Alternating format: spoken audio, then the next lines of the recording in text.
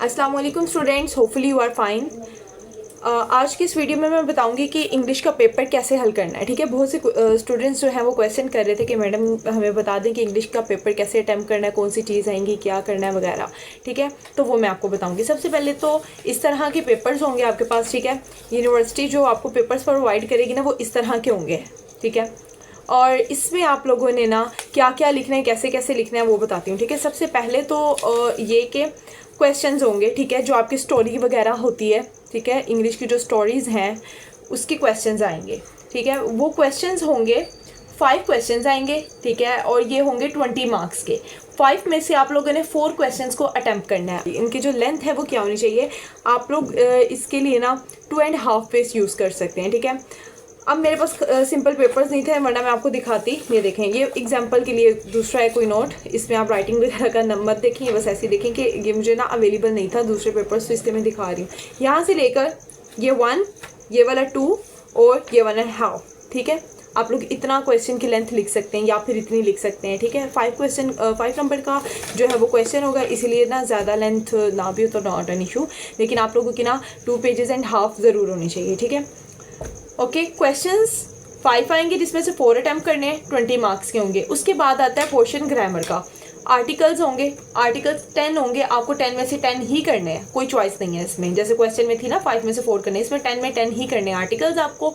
Articles के बाद parts of speech आती है। ठीक है, पार्ट्स ऑफ स्पीच में ना हमने आइडेंटिफाई करने होते हैं वर्ड्स। उन्होंने ना एक स्टेटमेंट लिखी होगी और नीचे एक अंडरलाइन किया होगा एक वर्ड को। ठीक है, वो हमने वर्ड बताना होता है कि वो कौन सा वर्ब है या फिर एडजेक्टिव है, एडवर्ब है, नाउन है, प्रोनाउन है, ईटीसी, ये हमने आइडेंटिफाई करना होता है। ठीक है, ये भी 10 जो है वो सेंटेंस दिए जाते हैं और हमने आइडेंटिफाई करना होता है, ये भी 10 मार्क्स की ही होती है। ठीक है, इसके बाद आ जाता है एक्टिव वॉइस और पैसिव वॉइस। ठीक है, वॉइस चेंज करनी होती है। अगर एक्टिव वॉइस आए तो आपने उसको पैसिव वॉइस में चेंज करना है, अगर पैसिव वॉइस आए तो आपने उसको एक्टिव वॉइस में चेंज करना है। ठीक है, ये आते हैं 8 आते हैं। ठीक है, 8 में से आप लोगों ने 5 इसको अटैम्प्ट करने होते हैं और ये भी 10 मार्क्स के होते हैं। 2 मार्क्स का जो होता है ना वो 1 होता है। ठीक है, उसके बाद आ जाती है नरेशन, डायरेक्ट और इनडायरेक्ट सेंटेंस। ठीक है, ये आपको 7 मिलते हैं। 7 में से भी आपने 5 अटैम्प्ट करने होते हैं, भी 2 मार्क्स का जो होता है ना वो 1 होता है। इसके टोटल 10 मार्क्स होते हैं। इसके बाद आ जाता है ऐसे।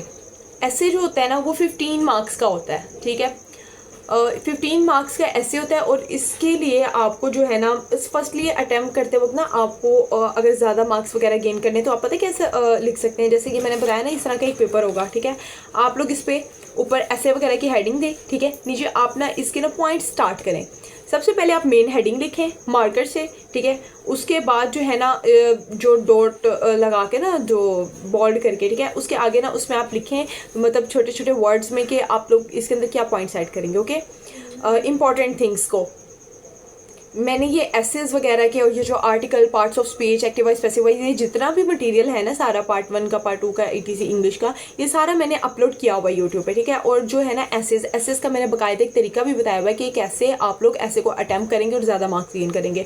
क्योंकि जैसे मैं आपको बता रही हूँ ना, आपने उसकी ना आउटलाइंस बना लेनी है। आउटलाइंस बनाने से ये होगा कि एग्जामिनर पर बहुत अच्छा इंप्रेशन पड़ेगा और वो नंबर्स भी आपके जो है वो ज़्यादा हो सकते हैं इस तरह से। ठीक है, अच्छा, अब ऐसे भी हो गया, 15 मार्क्स का आएगा। उसके बाद लेटर आता है, 10 मार्क्स का लेटर होता है वो। लेटर के लिए 1 पेज एंड हाफ पेज, मतलब के 3 साइड्स। ठीक है, और जो ऐसे है, ऐसे के लिए आपके पास 2 पेज एंड हाफ पेज, मतलब के 5 to 6 जो है वो साइड्स होनी चाहिए शीट की, और आउटलाइन की जो है वो अलग से एक जो है पेज। उसके बाद आता है पैसेज।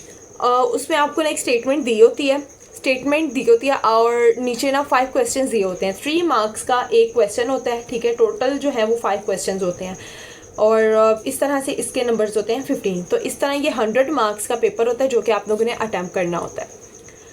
अगर मैं आपको एक अच्छी सलाह दूँ ना, तो आप लोग ऐसे करें कि जो चीज़ आपको सबसे बेस्ट आती है ना वो पहले लिखें, और अगर आप ग्रामर आपकी बहुत अच्छी है तो आप ग्रामर को पहले लिखें, देन बाकी सारा आप पेपर अटैम्प्ट करें। लेकिन अगर आपको ग्रामर अच्छी नहीं आती तो आप ये सारा कुछ, मतलब जो है ग्रामर, वो आप इस सब मटेरियल के अंदर ही जो है मिक्स करेंगे, लिखेंगे। जैसे कि पहले आपने क्वेश्चन लिख लिया, लेटर लिख लिया, देन आपने ग्रामर का पोर्शन लिख लिया, और फिर आप लोगों ने उसमें लेटर वगैरह जो है वो लास्ट पे लिख लिए, ईटीसी और पैसेज वगैरह।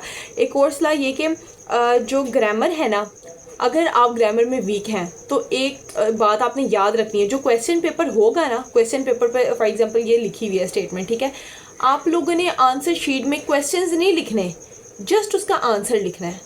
अगर आप क्वेश्चन लिखने के साथ नीचे आंसर लिखेंगे तो जो आपकी जो गलती होगी वो प्रोमिनेंट होगी, पता चल जाएगी एग्जामिनर को।